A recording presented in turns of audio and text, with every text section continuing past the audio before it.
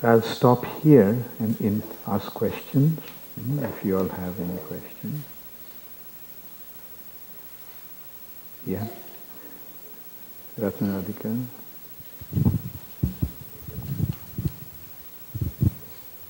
Hare Krishna Guru Maharaj. Was Sandipani Muni related somehow to Purnamasi and Madhumanga? Yes. Purnamasi is Sandipani Muni's mother. And Madhumangal is the other son of Sandipani Muni, whom Purnamasi actually took to Vrindavan. I also had one more question. You mentioned that Krishna, being from the Yadu dynasty, couldn't become the king, but then he became the king of Dwarka? No, he didn't become the king. Ugrasen was the king. He was the prince. He was the prince of Dwarka. Yes, Anand. Yeah?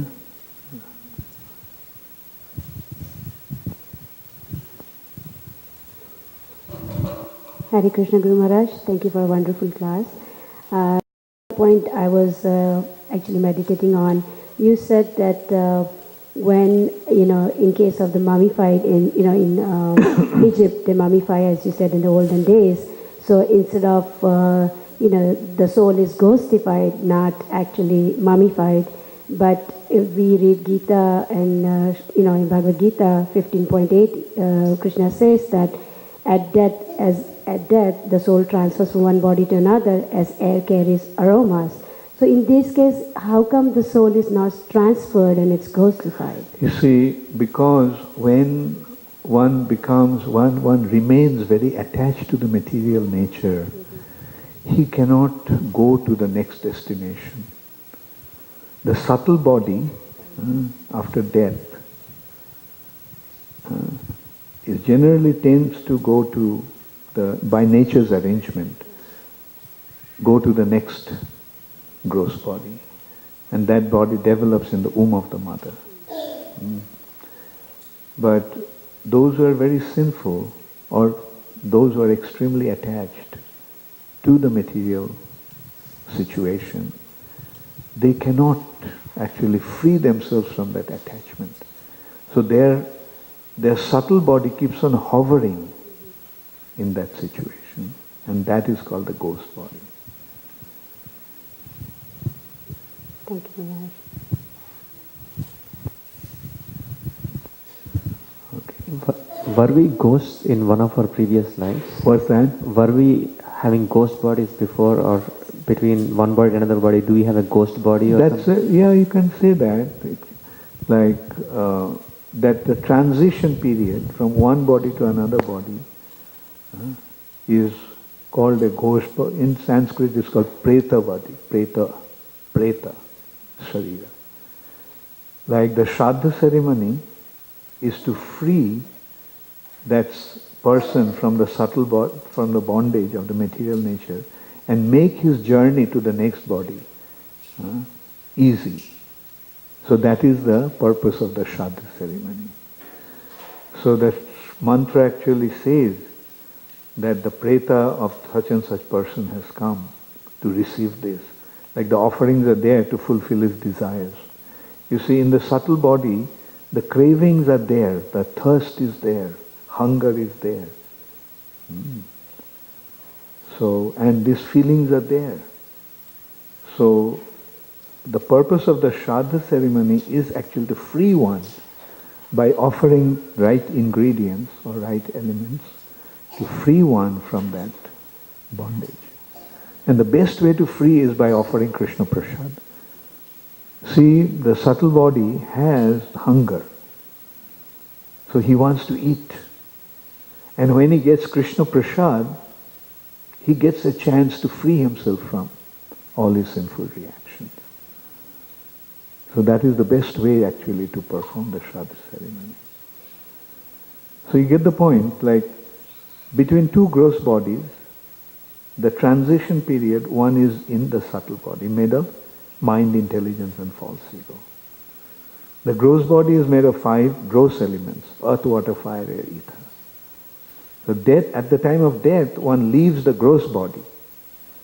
But the subtle body carries the soul to the next body according to the shape of his previous activities.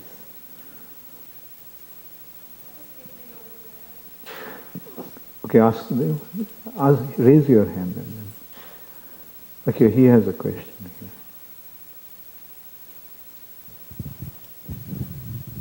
Hare Krishna Guru, you mentioned that when Krishna chooses to play his pastimes, he chooses his devotees to play every role, including that of the demons. Generally. Yeah.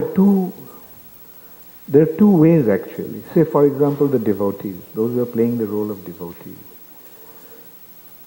Sometimes Krishna's associates come and play that role.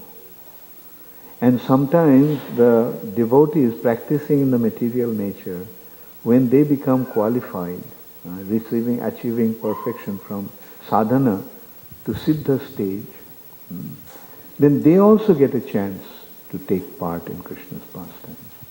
And this is how they achieve perfection. Same thing with the demons. Sometimes Krishna's associates plays the role of some demon, and sometimes a real demon gets a chance to play the role of a demon in that. Okay. So in Kamsa's case, was he also, initially an associate of Krishna Who? Kamsa. Was he... In this case it is Kalnemi. He was a real demon. Kalnemi was born as Kamsa. Also, if Kalnemi was killed by Krishna, then demons killed by Krishna get Sayujya Mukti, generally.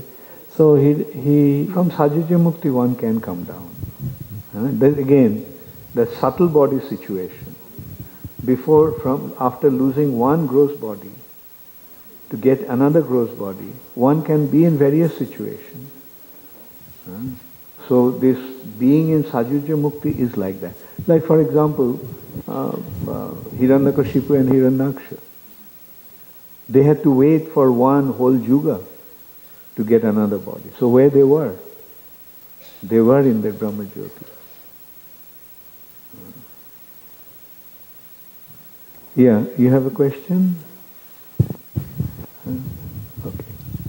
No, I was asking her. Sukumari, do you have a question? What is Pitrilok then? This is people going Pitrilok. What is Pitrilok? Pitrilok, the forefathers have they're different. In higher region there are different areas where like Gandharvas, Kinnaras and so forth, Devas. So similarly in the higher region there is a region called Pitriloka. The Pitris are there. Yeah, you have a question? Hare Krishna Guru Maharaj. After Krishna was sent to Vrindavan by Vasudeva, were Vasudeva and Devaki released from imprisonment by Kamsa? No, Krishna released them from. Oh, you mean... You mentioned when Keshi was killed, Vasudeva was Then killed. Vasudeva and Devaki were free. They were free? Okay. Yeah, because after Jogomaya announced that, that Kamsa would not be able to kill her, she just slipped out of his hand, and then she announced that Krishna, that the one who will kill you has already appeared. So then Kamsa started persecution, but he begged forgiveness from Devaki and Vasudeva. Oh, okay. And released them. Thank you, Maharaj.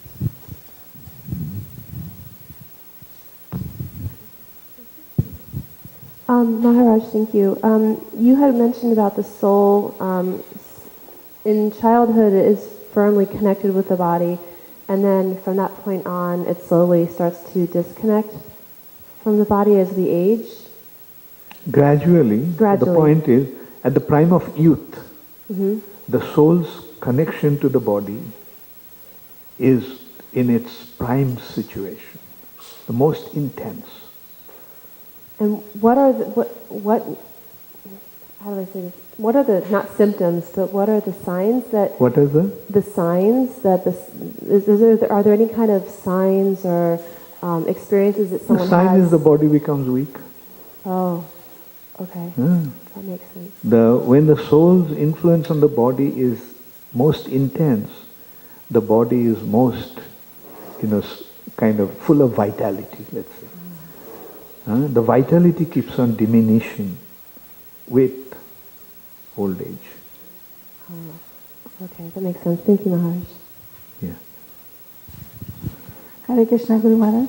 As you said that the Vedic tradition is to burn the body, but then why we see that our acharyas that we have to bury their body like Rupa Goswami, Sanatana, we have their samadhis.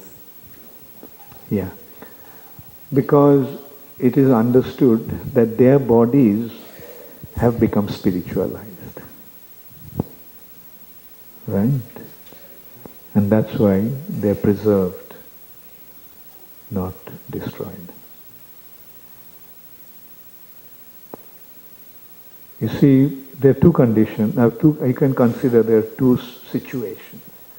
One is remaining in the subtle body, and the other is becoming free from the subtle body also, but remaining in one's spiritual identity, pure spirit soul. And that respect, the example has been given by Prabhupada that iron, when it's hot, when it becomes red hot, is it iron or fire? Yeah. So similarly, when the body becomes spiritual, when one becomes when one achieves the spiritual perfection, then his body is not material anymore. It is spiritualized.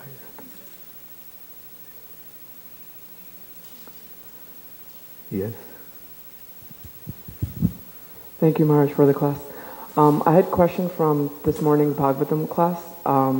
I was thinking differences between Vaikuntha and the Golok Vrindavan, and I had three questions.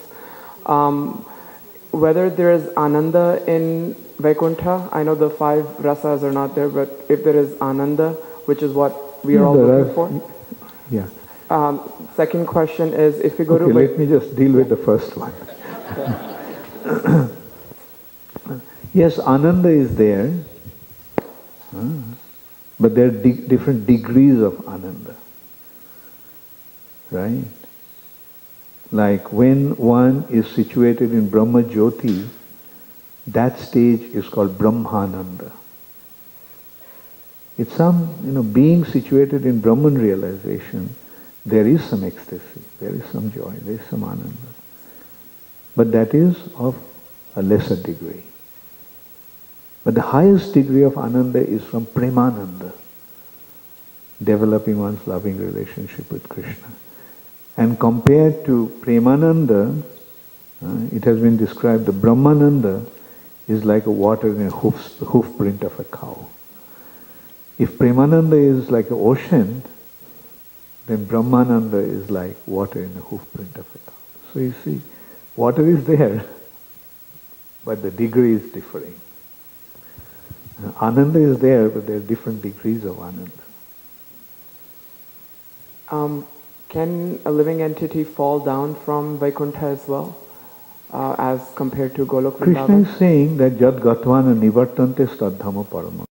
When one goes there, one doesn't come back. But whether we came from Vaikuntha or Vrindavan or Brahmajyoti or nowhere, we don't know. Right? Therefore, our consideration is that now we are here.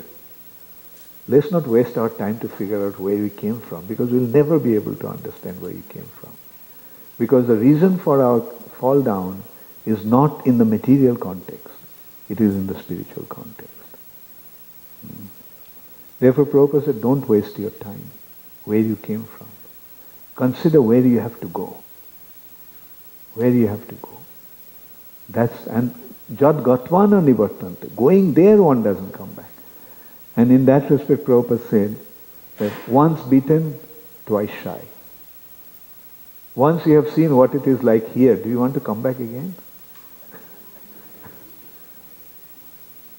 My last question is, to go to Vaikuntha, is the way Harinam, or are there other process of devotional services like Archa Vigraha that can take you, because the mood is awe and reverence? So what's... Say, come again, I couldn't get the way to go to Vaikuntha? I know for Golok Vrindavan, Harinam is the way to go to Golok Vrindavan, but for Vaikuntha, is Harinam the only way, or can you go through other processes of... The thing is that, you see, there are two types of bhakti. Vaidhi bhakti and Raganuga bhakti.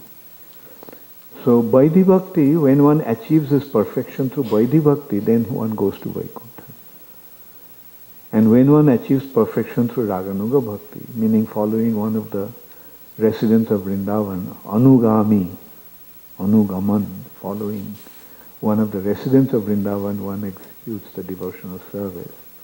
That is Raganuga bhakti. And that takes us to Vrindavan.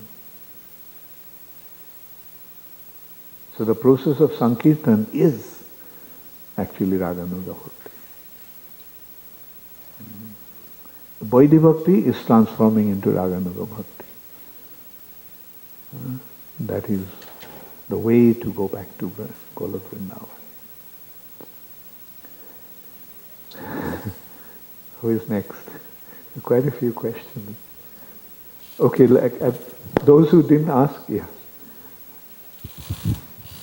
Maharaj, my question is, I know soul, there's a spiritual body.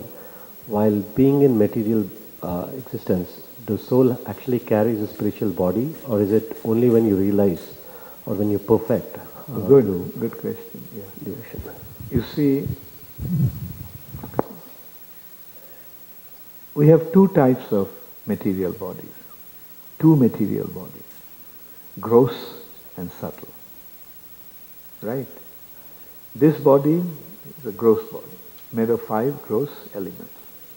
This body is made of earth, water, fire, air and ether. Right? And beyond that there is a subtle body made of mind, intelligence and false ego. Right? So at the time of death, we leave our gross body, but the subtle body remains. Subtle body doesn't die. Right?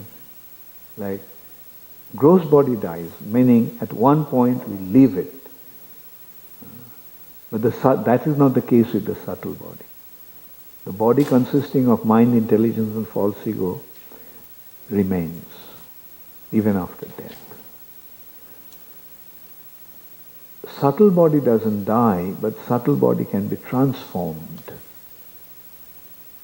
Subtle body, you can say subtle body can be dissolved and get into its original state. And that is when, say, subtle body is consisting of mind, intelligence and false ego. When the mind is constantly thinking about Krishna, man mana bhava, man mana bhava.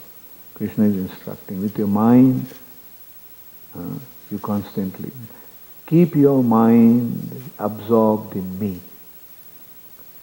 So that when the mind is completely absorbed in Krishna, then the mind is spiritualized. You get the point? Is that when the mind is constantly thinking of Krishna, is it material or spiritual? Then Krishna is saying, Teshang shatata yuktanam bhajatam pritipurvakam dadami buddhi yogam tam. When one is constantly engaged, satata yuktanam bhajatam pritipurvakam, rendering devotional service with love, tadami, I give him buddhi yogam,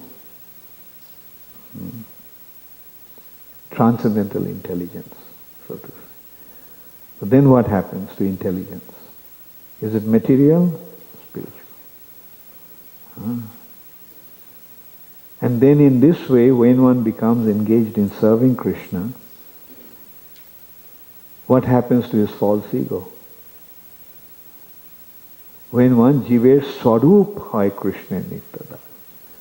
when one is situated in his Swarup, where is this false ego? You get the point? So in this way, when one becomes engaged in devotional service, one becomes situated in his Swarup. That is a spiritual identity which is totally free from the subtle body.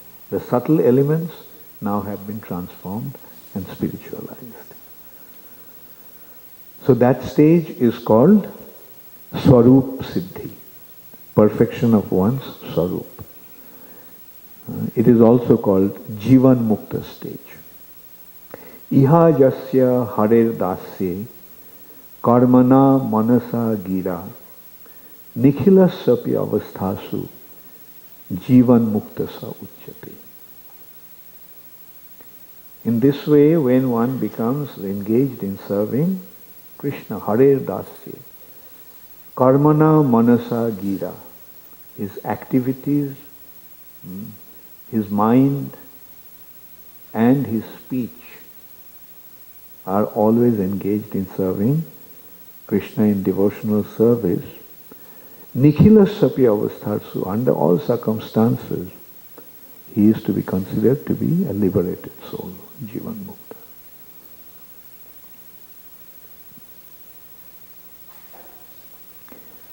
Yes, Sudhakar. Sudhakar, and then at the end, yeah, go ahead. Could you comment on homeschooling for our kids? Comment on? Homeschooling. Homeschooling.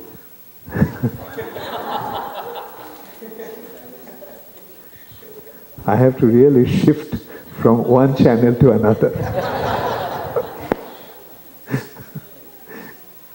I'll deal with it some other time, not now. Yeah.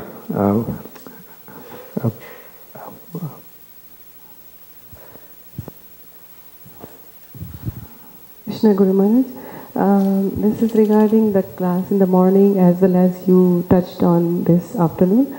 The Mathura Vasis, when they see Krishna coming, they see according to their capacity. So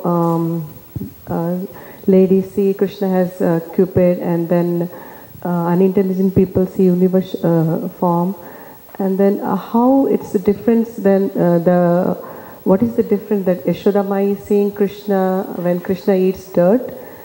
She sees Krishna in her mouth, and what is the difference the Mathuravasi seeing Krishna in that way, and then Yashoda seeing when Krishna... Who is seeing? Mathuravasi is seeing Krishna in which way? Walks into... when they're walking on the road, they see Krishna coming and they visualize some forms. Yeah, go ahead, go ahead. And then Yashoda Mai also sees Krishna when Krishna eats dirt. That time she sees Krishna's mouth, everything universal and everything. What is the difference that they both seeing? Is there anything specially? You mean that seeing the universal form? Yeah. What is the difference that Yashoda Mai is seeing? The difference is that those who are unintelligent, according to that, they are attached to the universal form. Whereas Jasodamai, although she sees the form, she didn't become attached to it. She is attached to this two-armed form of Krishna. That's the difference. Okay, give it to him. Krishna Archan.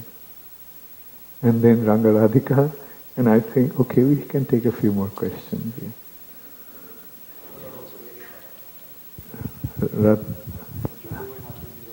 Who? Okay, okay. Okay.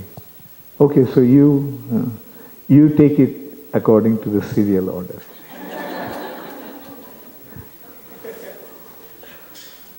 Guru Maharaj, there are some great devotees like Hanuman who are in Dasya Rasa, want to serve as a servant.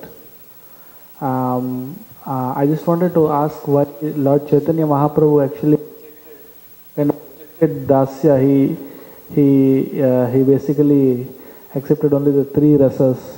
Where did you find that Chaitanya Mahaprabhu rejected Dasuras?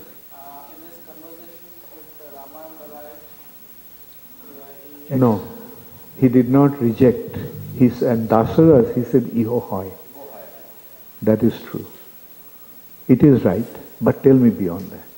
He didn't stop at Dasuras, but he accepted Dasuras.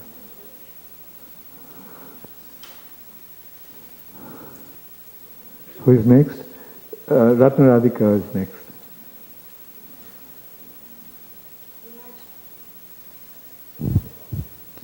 Guru Maharaj, the pure devotee's body is spiritualized, pure devotee's body. So how should we understand when we see the pure devotee, the body being apparently sick or tired or like this? How should we see that? Yes, although the iron became red hot and became fire, still some iron quality is there. Right?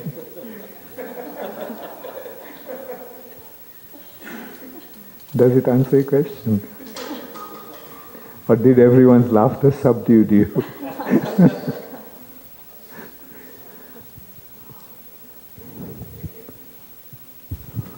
Hare Krishna Guru Maharaj. I have two questions. The first question is like the girl child of Yashoda Mai, is she Subhadra Mai or like Subhadra Mai was the daughter of Devaki? Subhadra was the daughter of Devaki and Vasudeva. Okay. And the next question, Maharaj, is if somebody did not have a Shraddha ceremony, so how would they release from the ghostly body and move on to the next body, or like how do they migrate? Bad luck. That's the thing, that's why the Vedic culture is so important to be. That's why we have to spread, to create the good fortune for the living entities all over the world. Because, remaining in ignorance is not bliss.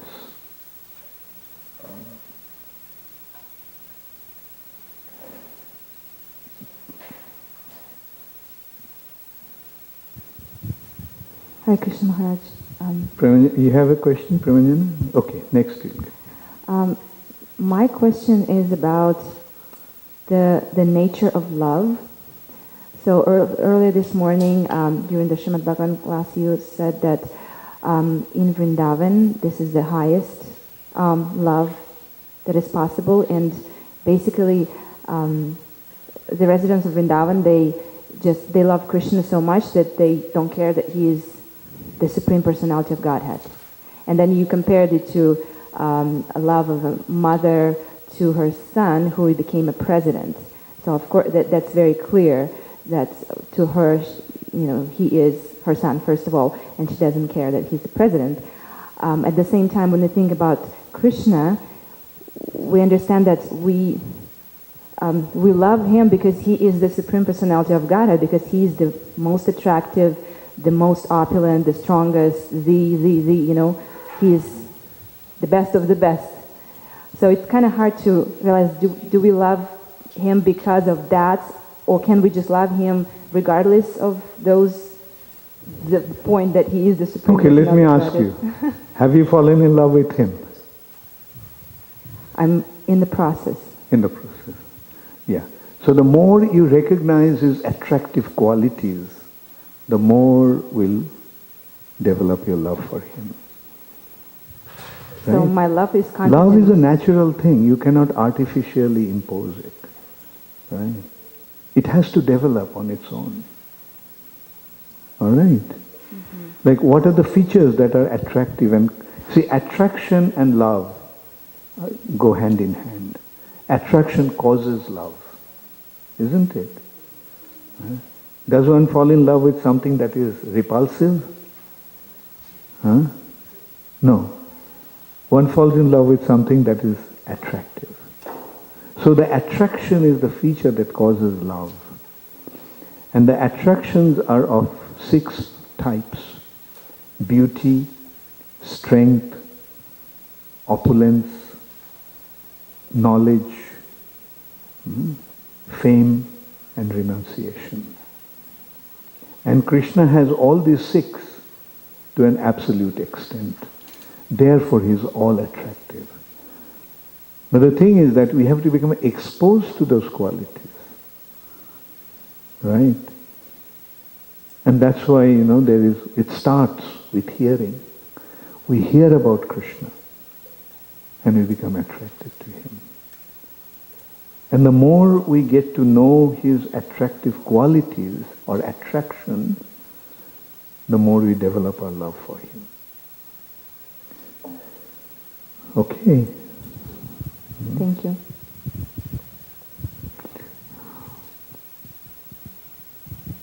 Guru Maharaj, if Shraddha ceremony is done to release the subtle body, I watch my parents do it every year for my grandparents.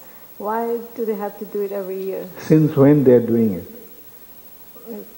Growing up, I saw them like they would do every year in September, October, when those days they did the Shraddha ceremony. Well, there's no harm in doing that. And do we do Shraddha ceremony for departed devotees, or is it Karam Kanda? The devotees, we do it after the one leaves his body on the third day. We do it by offering Krishna Prasad. And then on a certain day, we generally do it to the forefathers, and that's called Bhishma Panchak. In the month of Kartik, when it ends on the final day, the offering is done to Bhishma, because you see, it is the descendants that perform the Shraddha. But Bhishma did not have any offspring. Therefore, we take it upon ourselves to offer that to Bhishma. And along with Bhishma, we do it to the forefathers, all living entities who are departed. Let everyone benefit. Sarve Sukhina Bhavantu. Who is next? She has a question. Then give it. Thank you. This temple is very dedicated to Krishna, and knowing there's many different forms of him, knowing Ram, Shiva, and I was wondering that is there a specific reason that this temple is more focused on Krishna and his story rather than Ram, even though they are the same God? Why is it just Krishna's story that's so focused here, not Ram's and Shiva's and others? Yeah, because it needs a long explanation, right? Okay, in simple words, I'll say that you see, whatever we do it according to the scriptural injunctions. From the scriptures. It's not just whimsically we are doing something. The scriptures saying that Krishna is the original supreme personality of Godhead. If we don't want to get into that far, we can simply say Krishna is Leela Purushottam. Leela means pastimes. His wonderful activities, they attract everyone. Right? So, Krishna is Leela Purushottam, and Lord Ramchandra is Marjada Purushottam. He is establishing the principle of morality and ethics and so forth. Right? So when it comes to, like this consideration of, right action or morality, then yes, Ramchandra is the perfect example. Same person, Krishna and Ram, there is no difference. Same person. But when it comes to Krishna, then his pastimes, and these pastimes, what happens? Through the pastimes, we get joy, enjoyment. So when it's a choice of these two things, strict observance of rules and regulations and morality, or fun, joy, now which one you would opt for? At least we have opted for fun. And Thank you. that fun is, that fun leads to a loving exchange. Can you imagine how wonderful it will be to develop this loving exchange with the Supreme Personality of Godhead? So that's why we are worshipping Krishna. But in our temples, many temples have Ramchandra also in our altar. Like here, as you see, we have Jagannath. It's not only Krishna. There is Jagannath there, Lord Nrsingadev is there, right? Similarly, some other temples, like if you go to a temple in London, you'll see Sita Ram Lakshman Hanuman. You go to our temple in Bombay. Have you been to Bombay? Okay. When you go there, visit our temple there. And you'll see Radha Krishna is there, but along with Radha Krishna, Lord Ramchandra is there. Thank you. Where are you from? Oh, you're from Nepal. Oh, okay. Okay, very good. Kathmandu? Then? It's a refugee camp. My parents, and then it's this program called IOM that brought us here. Very programs. Okay, very good.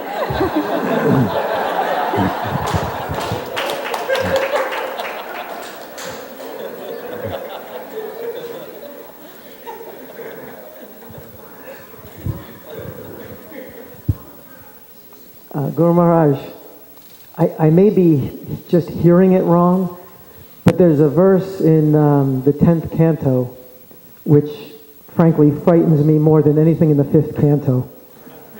And it's when Krishna disappears from the gopis, and it's due to their pride. And to my memory, they're talking amongst themselves, and oh, how fortunate we are. Is that right? How fortunate we are. And it always shocked me because it seems to me that by recognizing one's good fortune, there's an inherent gratitude there. And I never understood how it's prideful to recognize the gift. And again, it may be just the way I'm hearing it. Yeah, I will say that consideration is with the gopis, and we have a long way to go. So right now we don't have to worry about it. Like even if there is some pride in being a devotee of Krishna or receiving this mercy, it's all right.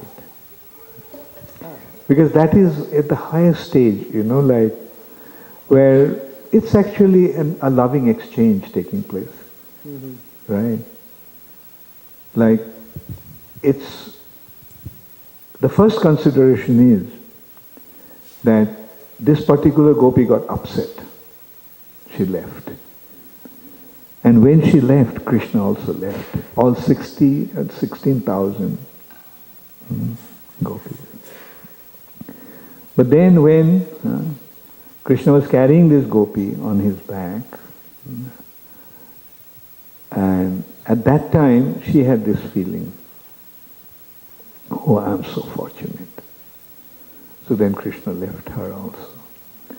We have to understand it is just an intense loving exchange that this kind of dealings are going on. So be proud as such of being a devotee of Krishna is perfectly all right. That pride is actually giving us the conviction of our commitment. Okay, thank you. So I will, last question. Okay, so no question. Thank you very much.